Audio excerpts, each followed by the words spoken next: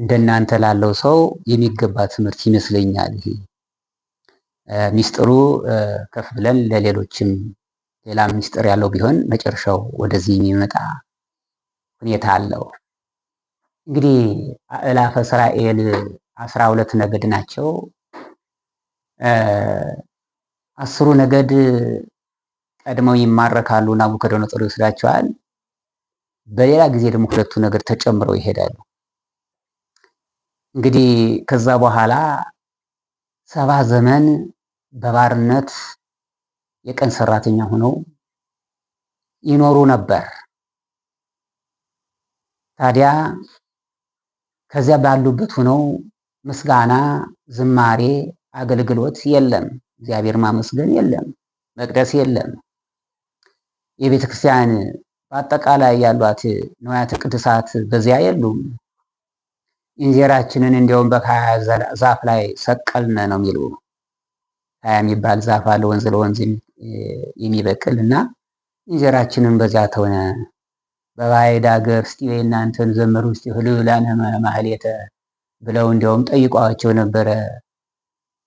እፎና ሀሊ ማህሌተ እግዚአብሔር በባዕድ ሀገር፣ በባዕድ ሀገር እንዴት የእግዚአብሔርን ምስጋና በአሕዛብ ሀገር እንዴት እንዘምራለን ብለው መልሰውላቸዋል። እና ቆመው የቀን ሰራተኛ መሆናቸውን ባርነታቸውን ቀጥለው 70 ዓመት እግዚአብሔር ቀጧቸዋል። ሰው የሚማረከው ለምንድን ነው ይባል? ሰው ኃጢአት ሲሰራ። እስራኤላውያን፣ እስራኤል ማለት የእግዚአብሔር ማለት ነው። የመጀመሪያዎቹ አማኞች እስራኤል ናቸው። በዓለም ውስጥ ካሉ ሀገር እስራኤል ሀገር እግዚአብሔር ናት። ሀገር እግዚአብሔር ሲባል እግዚአብሔር የተወለደባት መወለድም አይደለም 33 ዓመት ከ3 ወር የቆየባት፣ በዚያም ደግሞ በቀራንዮ አደባባይ ላይ ተሰቅሎ ዓለምን ያዳነባት፣ ይሄ ሁሉ የተፈጸመባት ሀገር ቅድስት ሀገር ናት። ታዲያ ግን እስራኤል በእንደዚህ አይነት ሁኔታ ቢደረግላትም አምልኮተ እግዚአብሔር ግን በጣም የራቁ ናቸው። እስራኤል ልበደንዳና ናቸው። እስራኤል ዛሬ ላይ በአንድ መቅሰፍት፣ በአንድ ችግር፣ በአንድ በስደት በተለያየ ነገር ሲቀጣቸው ተመልሰው አመነ ብለው ይመለሳሉ። አምላካችን ፈጣሪያችን ብለው ይመለሳሉ። ከጥቂት ቀን በኋላ ደግሞ ተመልሰው ተክለፍልፈው ተመልሰው ወደ ጣዖት መልኳቸው ወደ ክህደት ይገባሉ። እንዲህ እያሉ ፈጣሪያችንን እጅግ የሚያሳዝኑ ህዝቦች ነበሩ። ከሌላ ዓለማት ይልቅ በእስራኤል የተደረገ ታምር ሌላ የለም። ኢትዮጵያውያን ባህር ማዶ ያሉ እንግዶች፣ ወዳጆቼ፣ ልጆች አሉ ብሎ ቢጠራቸው ኢትዮጵያውያን ነው። በሀገር እስራኤል የተደረገው ማንኛውም ስርዓቱ ግን በኢትዮጵያ አልተደረገም፣ በሌላም ዓለም አልተደረገላቸውም። ግን ያምናሉ። ኢትዮጵያውያን በእግዚአብሔር ዘንድ እጅግ የከበሩ ናቸው። ኢትዮጵያ ታበጽሕ እደዊሃ በእግዚአብሔር፣ ኢትዮጵያ እጆቿን ወደ እግዚአብሔር ትዘረጋለች ተብሎ ሳያዩ የሚያምኑ ብፁዓን ናቸው ከተባሉት አንዷ ኢትዮጵያ ናት። ሳያዩ የሚያምኑ ከተባሉ በርቀት። ነገር ግን እስራኤላውያን ሁሉ ነገር እስከ እርገት ድረስ ምጽአቱን ባይዘው በዛው ምክንያት ስላለው ከልደት እስከ እርገት እስከ ዳግም ምጽአት ሀገር እስራኤል ላይ ይደረጋል። ይሄ ሁሉ ጸጋው አላት ሀገሪቱ። ነገር ግን ያን ያህል አሁን ላይ በተደረገው እስራኤል ላይ አይሁድ ናቸው ያሉ፣ ጥቂት ናቸው ክርስቲያኖች። የሚገርመው ከድሮ ጀምሮ እግዚአብሔር የሚያሳዝኑ ህዝቦች ነበሩ። ስለዚህ እግዚአብሔር አንድ ጊዜ ወደ ምድረ ግብፅ፣ አንድ ጊዜ ኋላ ደግሞ እንደገና ወደ ፋርስ ባቢሎን ተማርከው ሄዱ። የዛኔ ምን አሉ? ከዛ በባርነት ሆነው ትንቢቱን ተንብዮ ዳዊት ሲደርሰው ምን አለ? ብፁዓን ሁሎሙ እለ ይነብሩ ውስተ ቤትከ ወለዓለመ ዓለም ይሴብሑከ። እንዲሁ በእውነቱ እግዚአብሔር አድሎት ከምርኮ ተመልሰን በሀገረ እስራኤል በሀገራችን ላይ በእውነቱ ቀድሰን አወድሰን ተገዝተን በሕጉ በትእዛዙ ጸንተን በዚያ ቦታ ላይ የምናመሰግንበት እንደ ድሮ ምን ሆነበት ጊዜ ይመጣ ይሆን ይመኙ ነበር። ይህንን 70 ዘመን እንደሆነ ትንቢት ተነግሯቸው ስለሆነ ያውቋታል። እውነት ከዚህ ላይ ወጠን ከባዕድ ሀገር ከአሕዛብ ሀገር ወጠን በሀገራችን በኢየሩሳሌም እግዚአብሔርን ምንባርክበት ምንቀድስበት እንደ ድሮ የሚሆንበት ጊዜ ይመጣ ይሆን እያሉ ይቆጫቸዋል፣ ይመኛሉ። ጊዜው ሳይደርስ አይወጡምና ስለዚህ እስራኤላውያን እንዲህ ብሏቸዋል። በጊዜው ሲደርስ ግን 70 ዘመን ሲፈጸም በዘመነ ዘሩባቤል ወደ ሀገራቸው ተመልሰው 3 ዓመት 1 ዓመት ለራሳቸው ቤት ቀጥለው ደግሞ ሌላ ሊሰሩ 3ኛው ዓመት ላይ ቤተ መቅደስን ሰርተዋል። በሰሎሞን ታላቁ ቤተ መቅደስ ተሰርቶ በጥሩ አገልግሎት ላይ ውሏል። እነሱም አገልግለዋል። ተመለሱ።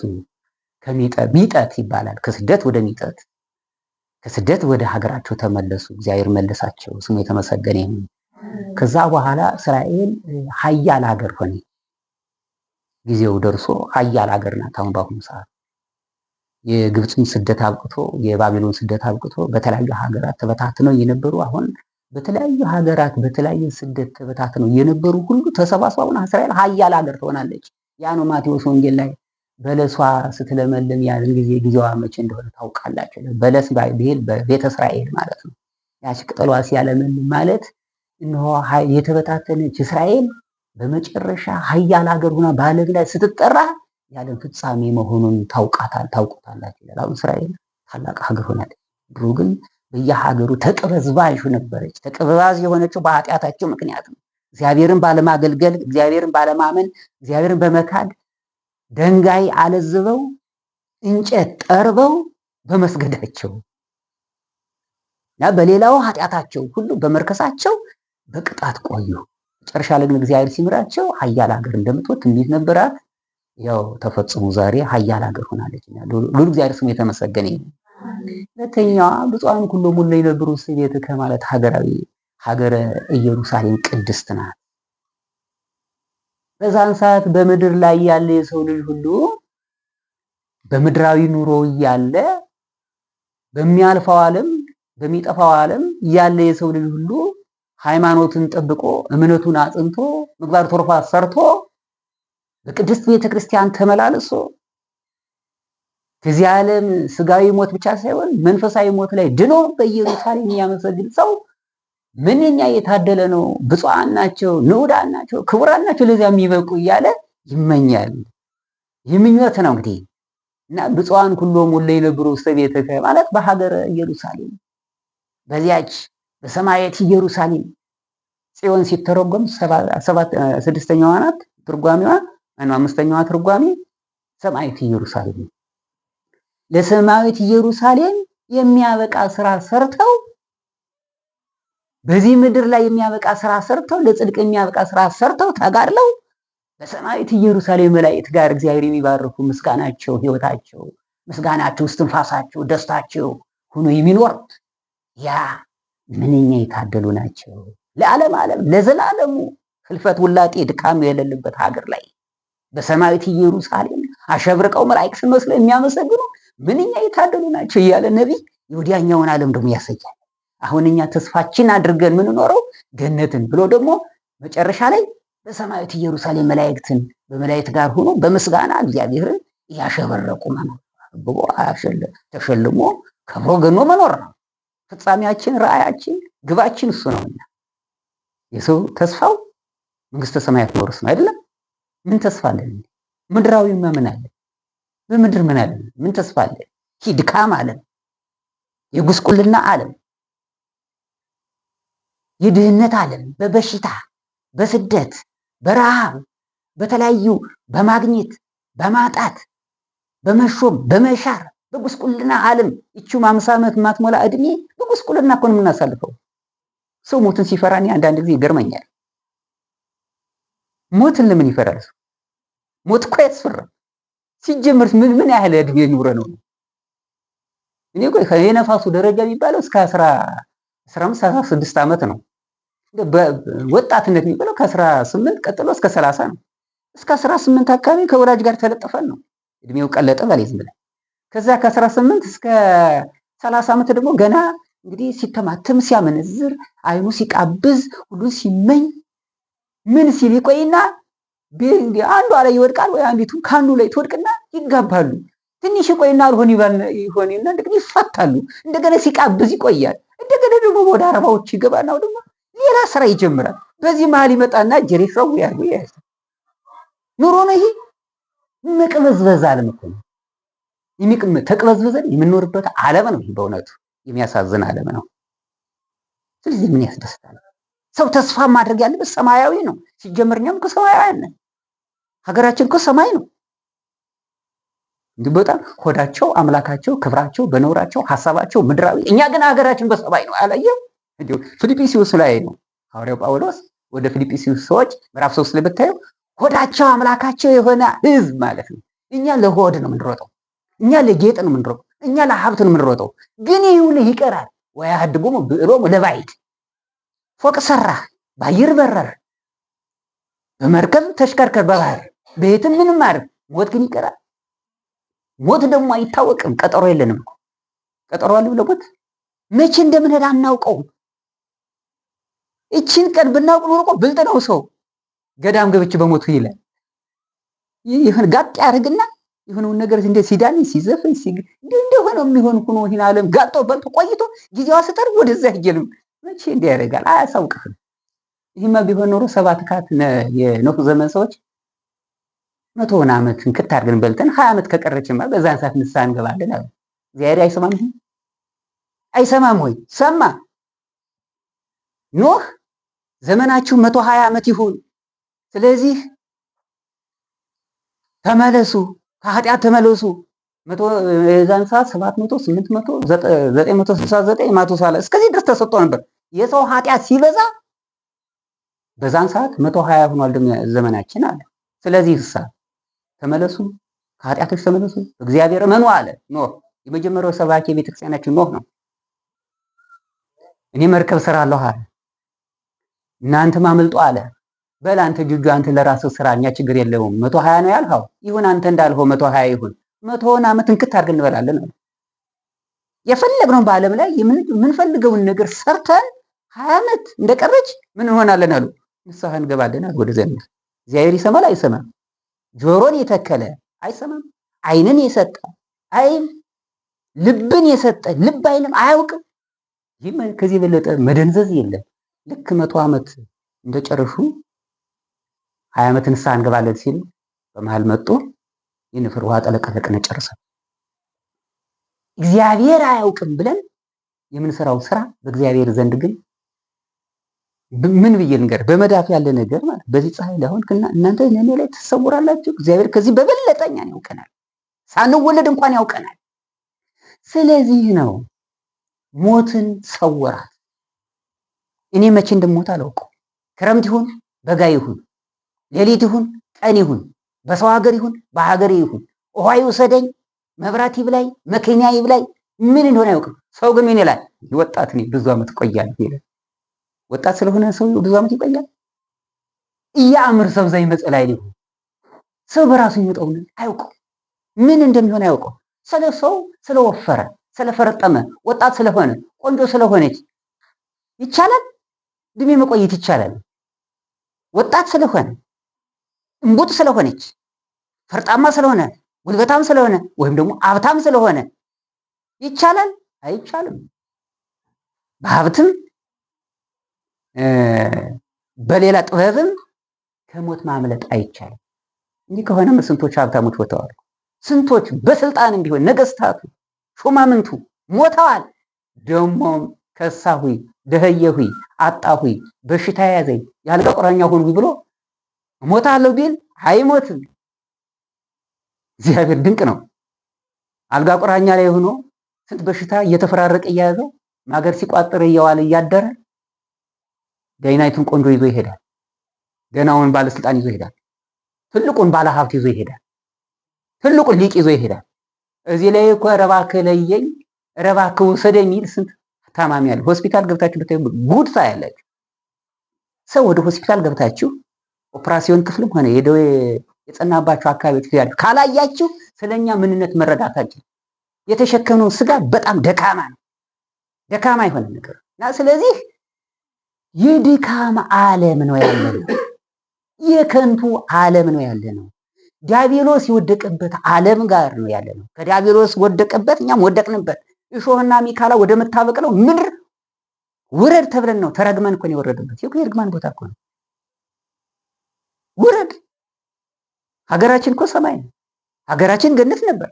ፈጣሪን ያህል ጌታ ገነትን ያህል ቦታ አጠን አዳም መሬት አትቦትገብ ውስጥ መሬት ተብሎ አዳም አክብሬ አግኘ ባሪያ ስላይ ፈጥሬ ብርሃናዊ አድርጌ አሸብርቄ ኑሬ ነበረ።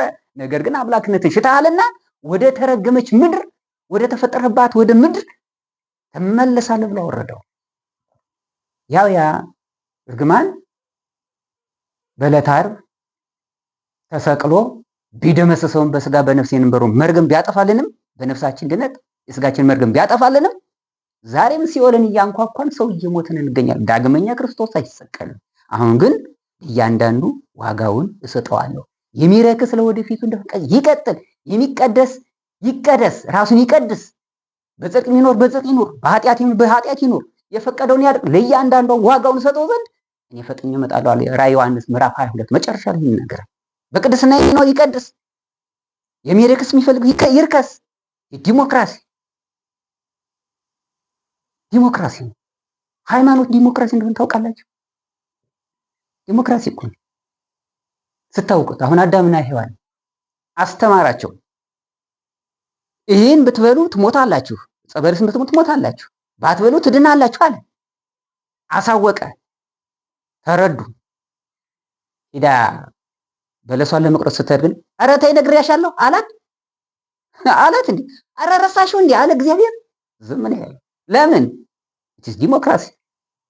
ዲሞክራሲ መጣ ከዚያ ላይ ነው። እንዲሁ መንግስት እኮ አንዳንድ ጊዜ የኛ የመንፈሳዊ ነገር እየኮረጀ እኮ ነው።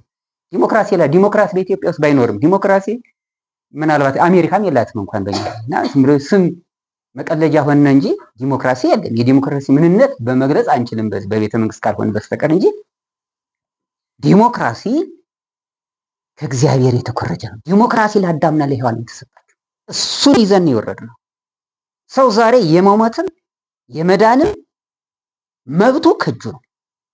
ነገር ግን ክፉና በጎውን ያሳውቃል። ዛሬም እነሆ ራሱ ወርዶ እዚያ በኋላ ክፉና በጎውን አሳይቷል። አርአያውንም ሁሉን ከቤተልሔም ዋሻ እስከ ቀራንዮ፣ ከቀራንዮ እስከ መቃብር፣ ከመቃብር እስከ ዕርገት ድረስ አሳይቶናል። ሁሉን አሳይቷል። አሁን እሱን ትተን መጨረሻ ላይ ምን አለ መሰለህ? ካሳየ በኋላ ተማሃሩ እምኔ እስመ የዋሃነ ወትውት ልቤ፣ ከኔ ተማሩ አስተምሬያቸዋለሁ፣ አርአያን ትቻቸዋለሁ፣ ሰጥቻቸዋለሁ፣ ተማሩ ከኔም ተማሩ፣ አስተውሉ፣ ተከተሉኝ አለ። እወቁ ክርስቶስም ከቤተልሔም ዋሻ እስከ ቀራንዮ እስከ ዕርገት ድረስ ያደረገው ነገር ሁሉ ለእኛ የተሰጠን የጽድቅ ጎዳና ነው። ይሄንን አልሰማም እያልን ብንተው ዲሞክራሲ አይጨቃጭቅም። እግዚአብሔር አምላክ ነው፣ ለእያንዳንዱ ስራው ይሰጣል። ስለዚህ በዚህ ምድር ላይ ስንኖርም ዲሞክራሲ መብታችን የመዳንም የመሞትም የመጽደቅ የመኮነን የመቀደስ የመክበር ሁሉ ነገር ምድራዊ ለመሆን ሰማያዊ ለመሆን የሲኦል ልጅ ለመሆን የገነት ልጅ ለመሆን ፍጻሜ የመንግስተ ሰማያት ልጅ የመሆን መብቱ ከእጃችን እንደ እንቁላል ከዚህ ቁጭ ብሎ እግዚአብሔር ይህን ከነገረ በኋላ ለምን እንዲያረክ ነው ዋጋ መስጠት ለዲሞክራሲ ያቺን ነው እንግዲህ ብፁዓን ሁሉ ሞለ ይነግሩ ውስጥ ቤት ከያለው በዚህ ውጣ ውረድ ዓለም ውስጥ ወጥቶ ራሱን ጠብቆ ንስሐ ገብቶ በእምነቱ ጸንቶ ትሩፋት ቢችል ሰርቶ ቢችል ሰማዕትነት ከፍሎ ደክሞ ደቆ በዚህ ምድር ላይ ደቀህ ነው በዚያ የምታሸበርቀው። ሻማ እኮ ስታበራ ጨለማውን የሚያስወግደው ራሱ ግን ምን እየሆነ ነው? እየቀለጠ እኮ ነው። ሻማ ራሱ ይቀልጣል፣ ግን ጨለማውን ያበራል። ክርስቲያኖች በድካም በችግር ይቀልጣሉ፣ እቶነ እሳቱ እስከ መግባት ይደርሳሉ። በወዲያ ደግሞ በዚያን ያህል ያሸበርቃሉ። እነ ፈረሰኛው ቅዱስ ጊዮርጊስን አትመለከትም እንዴ?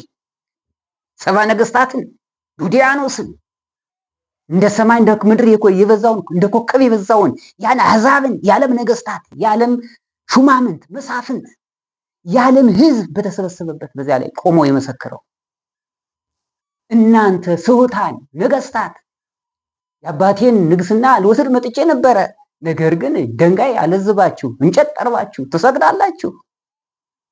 ይሄ ሁሉ ህዝብ ለእናንተ ለዚህ ለጣዖት ይሰግዳል፣ እኔ ግን እናንተንም እኔንም ለፈጠረው አምላክ ሰግዳለሁ። ማልትና ሌሊትን የሚያፈራርቀው ክረምትና በጋን የሚያፈራርቀውን ዓለማትን ሁሉ በእጁ የያዘውን በመዳፍ እንደ እንቁላል የያዘው ፈጣሪ ሁሉ ዓለማት አምናለሁ። ብትመለሱ ተመለሱ፣ ባትመለሱ ሲኦል ቤታችሁ ነው፣ ዲያብሎስ አባታችሁ ነው። እኔ ግን የእግዚአብሔር አገልጋይ ባሪያ ነኝ። ሞትም ቢሆን ድነትም ቢሆን እነሆ በፊታችሁ ነኝ አለ። በሹመት በሽልማት በንግስና በጠቅላላ አባበሉት፣ ነቀፋቸው፣ ገሰጻቸው። በሃይማኖቱ ጸና። 7 ዓመት ተጋድሎ፣ ጆሮ የማይሰማው አይን የማየው ልሳን የማይገልጽ ተጋድሎውን ገፈጸመ፣ የማይዘረዘረውን። መጨረሻ ለአራት 3 ጊዜ ሞቶ ነበር። በመጨረሻ ግን 3 ጊዜ ሞቶ 3 ጊዜ አስነስቶት አጋዕዝተ ዓለም ሥላሴ ወልድ ዋህድ ኢየሱስ ክርስቶስ አስነስቶት መጨረሻ ላይ ምን ሆነ? ለአራተኛ ጊዜ ጌታ ሆይ ይህ ስሁት ፍጡር በፈጣሪ ላይ ከሃዲ በምዕመናን ላይ በእግዚአብሔር ላይ እስከ መቼ ይገዳደራል? ከእንግዲህ ለአራተኛ ጊዜ ነፍሴን ከስጋ እንዳታወጣት መቼ እነዚህን ስሁታን ዱዲያኖስን፣ ሰባ ነገስታትን፣ አሕዛብን፣ ጣዖታትን፣ ቤተሰቦቻቸውን ሰማያዊ እሳት መጣ በልታ ልሳት ትነሳ፣ በልታ ልሳት ትነሳ፣ አለዚያ ነፍሴ እንዳታወጣታል። ቅሩብ እግዚአብሔር ለሕያዋን ለወዳጁ ለቅዱስ ጊዮርጊስ ቀርቶ ለእኛ ለምድራውያንም እኮ በንጹህ ልቦና ሆነ ወደ እግዚአብሔር ስንጮህ ቅሩብ እግዚአብሔር ለሕያዋን ልብ እግዚአብሔር ይሰማናል። አሁን እኛ ጋር ነው ያለው። አሁን ብርሃን ነው አይደለም? ይህ ብርሃን ነው አይደል? እግዚአብሔር ብርሃን አይደለም? እግዚአብሔር ይህ ብርሃን ከኛ ጋር እንደሆነ የብርሃን ጌታ እኛ ጋር እንደሆነ አታውቁም እንዴ? ግሩም ነው። ወደዚያ ሚስጥር እንዳንገባ ግሩም እኮ ነው። እኛ አሁን ተለይቶ ሌላ ቦታ ያለ ሰማይ ያለ ይመስላል። ሰው እኮ ሰማይ ላይ ያለ ከዚህ የሌለ ይመስለናል። ሙሉ በኩል ይሄን አምላክ እግዚአብሔር ሁሉን የሞላ ነው። እግዚአብሔር አኖት ብርሃኑ ለዓለም ብላለ። ይህ ብርሃን አሁን አለ። ብርሃን ዓለም ነው። በዚህ እንደምናየው ሁሉ ብርሃን ሞልቷል። ብርሃን ማን ነው? እግዚአብሔር ነው። እግዚአብሔር ከኛ ጋር ነው። ወዲያውኑ ሰማው፣ ሰማያዊ እሳት መጣ፣ ሁሉን አጠርግራ በልታ ተነሳች። እዚያ በኋላ ቅዱስ ፈረስተኛ ጊዮርጊስን ቅድስት ነፍሱን ከስጋው ለይቶ ሾሞ ሸለሞ በጻዳ ፈረስ አንግሶ መንግስተ ሰማያትን አወረሰው። ስሙ የተመሰገነ ይሁን። እንደዚህ እንደ ሻማ መቅለጥ እንደ ፈረስተኛው ቅዱስ ጊዮርጊስ እንደ ጌሾ ተወቅጦ መዘራትም አለ። ክርስትና ይህ ነው።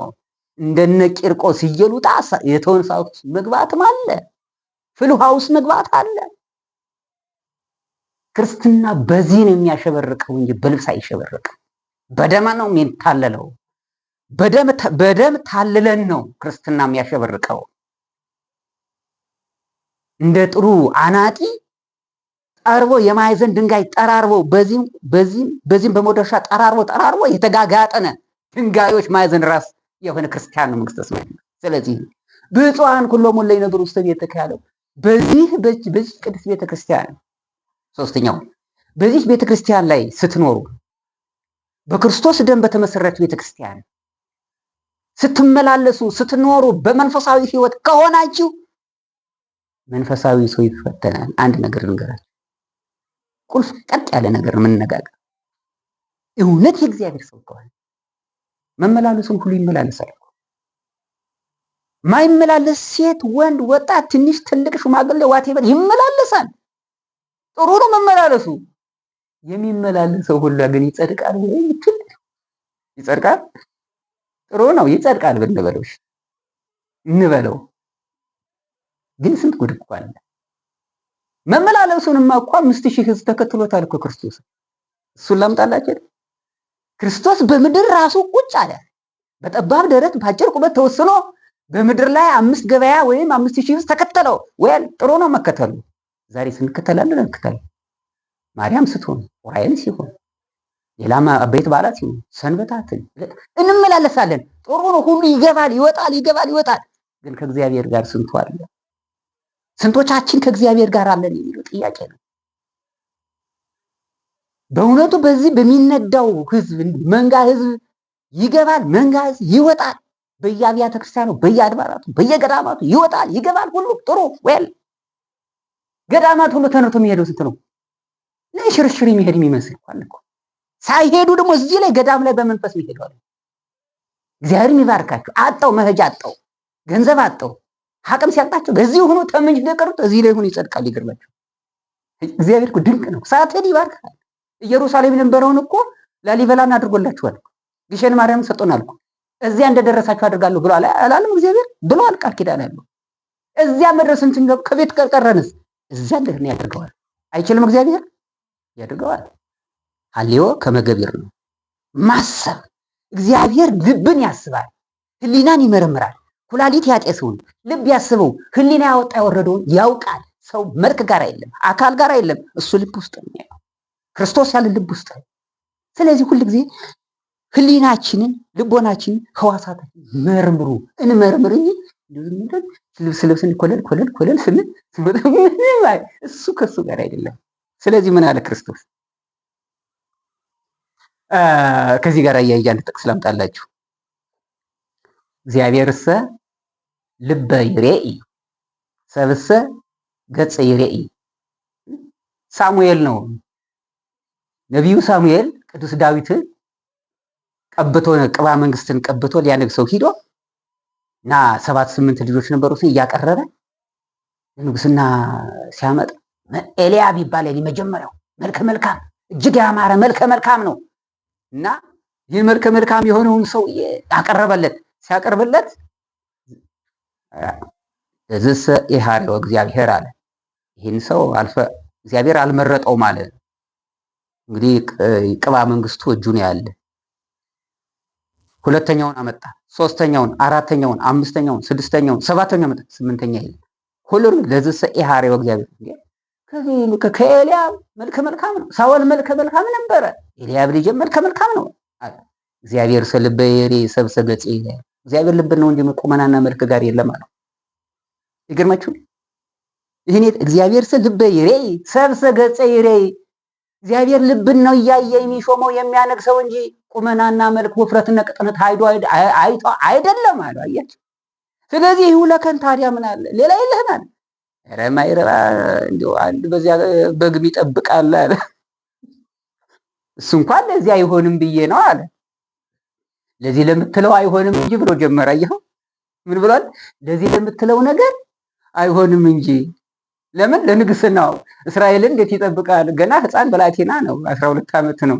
እና ደግሞ እንደ ሌሎች ወንድሞቹ አካል ያለው መልከ መልካም አይደለም። እነዚያ ላይ በታች ነው ከነ ኤልያብ ለምትለው አይሆንም እንጂ እሱስ እዚያ በግረኛ ዳለ። አፍጥን፣ እኔ ምግብ ምንም አንድ ነገር ከቤት ገብቼ አልቀምስ፣ ቶሎ ብላ አፍጥን አምጣልኛል። 40 ክንድ ሲመጣ ገና 40 ክንድ አስመጥቶት 40 ክንድ ሲቀረው የያዘው ቅባ መንግስቱ ልክ አምቦ ሲፈላ ታውቃላችሁ። አምቦ ምን ዛሬ ትውልዱ ላይ ያውቅ ይችላል፣ እናውቀዋለን። ልክ እንደዚህ ቦጋለን ፎፎፎፎፎፎፎ አለ። ፈላየው ወስደው በመካከላቸው ለቀበው። ስሙ የተመሰገነ ይሁን። እግዚአብሔር ልብ ነው የሚያይ። አንድ ተጨነቁ። ይሄ ምን ወጣው ምን ገባው ገዳም ምን ሄደው ምን ሁላ ገዳም እኮ ሌባ እንደሚሄድ ታውቃላችሁ። ስንቱ ሰው ሞባይል ተሰርቆ መጣ። ግን እኮ ሄዷል። ሌባውም ይሄዳል፣ ወንበዴውም ይሄዳል፣ ዘማዊም ይሄዳል። እንዲሁ ለሽርሽር የሚሄድም አለ። ከዚያ መሀል ለበረከት የሚሄድ ስንቱ ነው። ከዚህ ሆኖ ደግሞ አይወይ በደለይኩ ፈጣሪ ላሊበላን ድርሽ በመጣው አክሱም ባይ ደብረ ዳሞን በሄድ ዋልድባ በሄድ ደብረ ሊባኖስ በሄድ እያለ የሚመኝ ሰው አለ። ግን ምን አጥሮት ድህነት ይዞት እግዚአብሔር ደግሞ እንደሄድ ያደርገዋል። ስሙ የተመሰገነ ይሁን። እነዚህ ናቸው እንግዲህ ልብ ነው ለእግዚአብሔር ምንሰጥ እንጂ አካላችንን ክርስቶስ አይ ከ5000 ገበያ 120 እንደተመለመለ ታውቃላችሁ።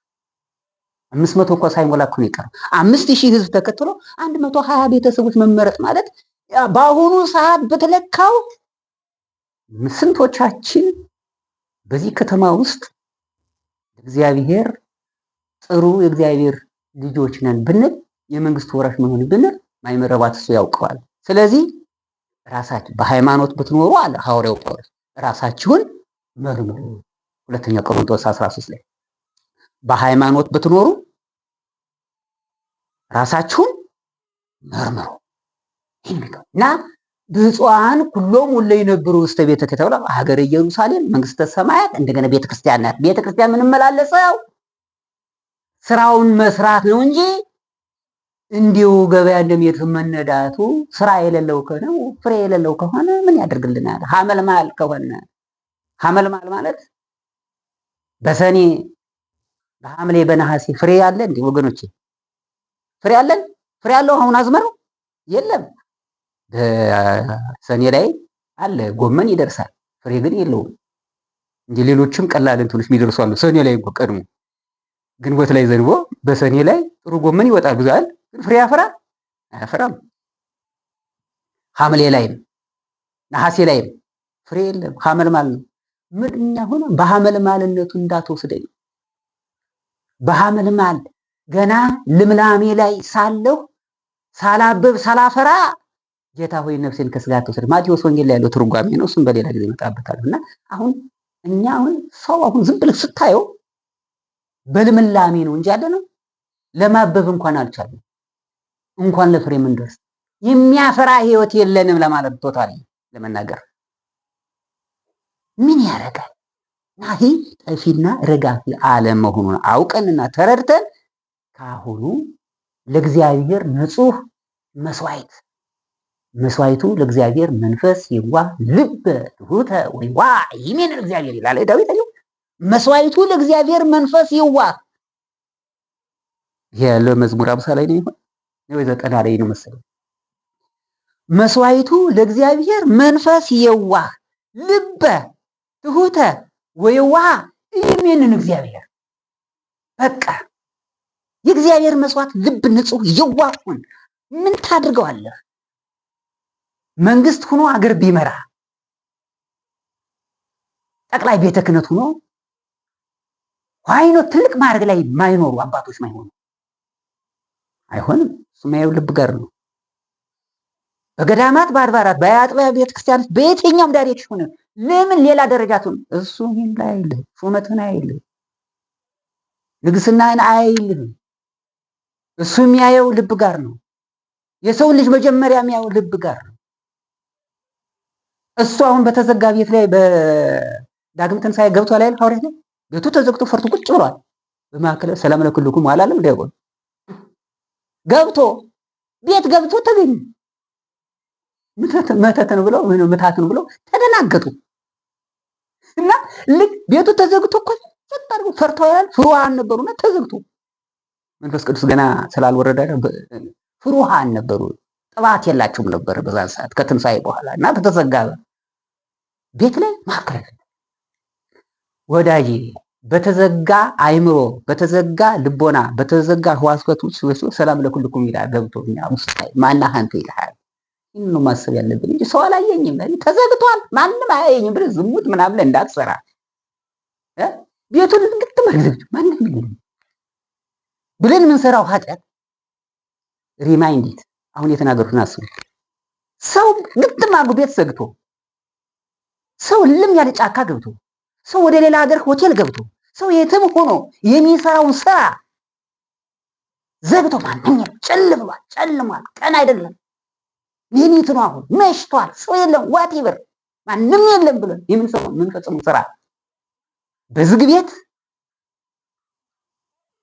ቁጭ ብሎ እንደተገኘ በእንደዚህ ያለ ምንም የለም ባለ ነው በማዕከላችን ቁጭ በዚያም ብንሰራው ስራ ውስጥ ክርስቶስ ይገኛል።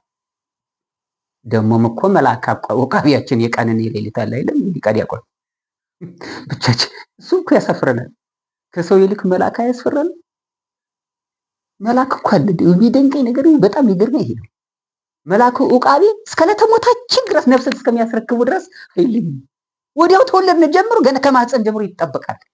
ስንወለድ መልአኩ ወቃቢያችን የማልቱ የሌሊት ማለት ሪፖርት የሚያደርግ ምን ሲሰራ ዋለ፣ ምን ሲሰራ አደረ፣ ያደረው ሲሄድ የቀኑ ሲመጣ ይገናኛሉ። እንዴት ሆነች ያቺ ነፍስ ወደ ይገናኙ እንዲህ ይለው ደግሞ መልካም ሰርቶ ነው። ኧረ እንደው ዝም ብሎ በጸሎት ሲተቃ ሲነሳ ሲወርድ ሲሰጋድ ደስ እያሉ ይመጣል። ደስ እያሉ እየቻኮለ ወደ እናቱ ቤት እንደምትሄድ ሴት እንዴት ብዬ ልንገራችሁ እየተቻኮለ ይመጣል። ኧረ እንደው ዝም ብሎ እናደ ሌሊቱ ዝም ብሎ ሲጠጣ ሲያገሳ ሲያበራ ሲቅም ሲለው ታች ላይ ሲወጣ ሲወርዳ ዝሙት ሲፈጥ ወራቴ በሪያን ጉድ አይ እንደው ፈጣሪ እባክህ እቺን ነፍስ እባክህ ውሰድ፣ እንደው ይህቺን ነፍስ ከመጠበቅ እንደው አውሬ ብታስጠብቀኝ ይላል። አውሬ በጠብቅ ይቻል የዱር አውሬ ይላል። ስለዚህ እግዚአብሔር ያውቃል። በቤተ ክርስቲያን ስንመላለስ ራሳችን መርመረን እንጂ እንዲሁ በአካል መግባት መውጣት አስቸጋሪ ነው፣ ዋጋ ያስከፍላል። ብፁዓን ሁሎሙ እለ ይነብሩ ውስተ ቤትከ ወለዓለመ ዓለም ይሴብሑከ ያለው ይሄንን ሰርቶ የውጣ ውረድ አይቶ በጽድቅ የሚሄድ አንድም ደግሞ በዚህ ምድር ላይ ሰማዕትነትን ከፍሎ በሰማዕትነት በቅቶ እንደ ፈረሰኛው ቅዱስ ጊዮርጊስ የሚሄድ የታደለ ነው።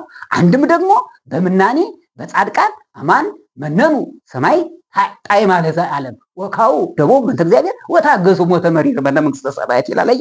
ይህንን ዓለም ንቀው ድሪቶ አርገው ድሃ አርገው ባዶ አርገው ዳዋ ጥሰው ጤዛ ልሰው ደንጋይ ተንተርሰው ግርማ ሌሊቱን ጸባ አጋንንቱን ታግሰው